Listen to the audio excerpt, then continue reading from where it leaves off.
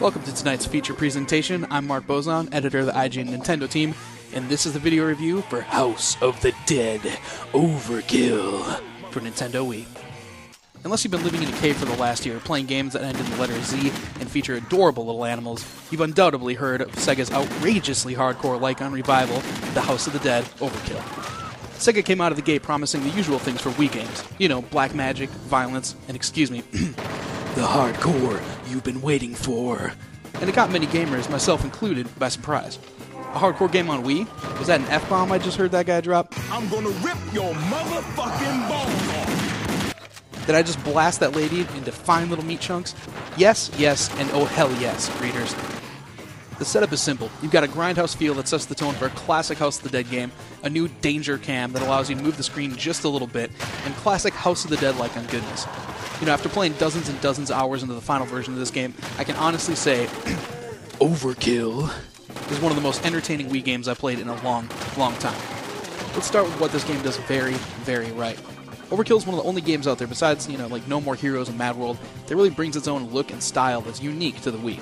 This is found in the interface, all sorts of post art used for level select, menus and options, and all those little things too, like twisting the volume knob here. I'm actually grabbing this with the IR and twisting the controller to turn the dial.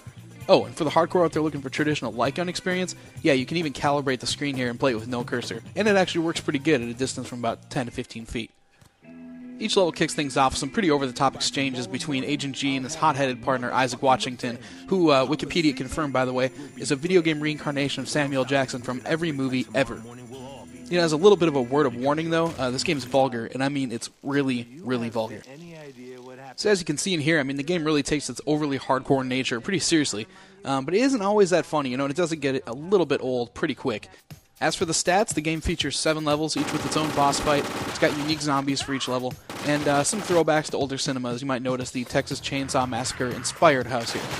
As you go through each chapter, it kind of acts like its own film. You're going to go through mutant-infested plantations. You've got the hospitals here in ballistic trauma. You got trains, you got bayous, trailer parks, and you know, it all wraps up nicely with the obligatory underground facility where it all went wrong 15 years ago. You know, the gameplay is balls-out awesome and straightforward action, though you are going to notice some little annoying issues. You know, check out right here, you got frame pops every time the game overloads itself too much. So this happens when, you know, areas are loading during turning or when models are swapped out for limbless torsos, you know, after you hit them with like a huge shotgun blast. And as an example of that, here you can see I actually shot at these grenade boxes, and I didn't pick it up because I happened to pull the trigger during a little bit of a load. You've also got some weird audio mixing going on at times. Some of the bosses are a bit more engaging than others. And a lot of the zombies that they use to keep things, you know, fresh each level inevitably lead to some clones throughout the stage. Check it out here. I got 5 portly dudes attacking me here, followed by, you guessed it, a re-up of 4 more fat asses. The good really does outweigh the bad, though. I mean, you got a lot of great upgrades and unlockables to keep things interesting. You can purchase new guns, you can power them up, you can unlock extra mutants in dual-wield mode.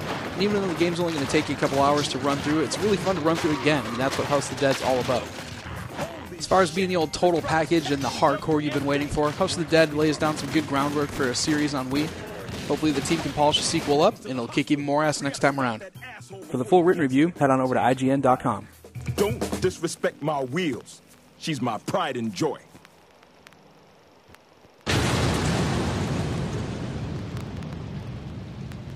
We'll take my car.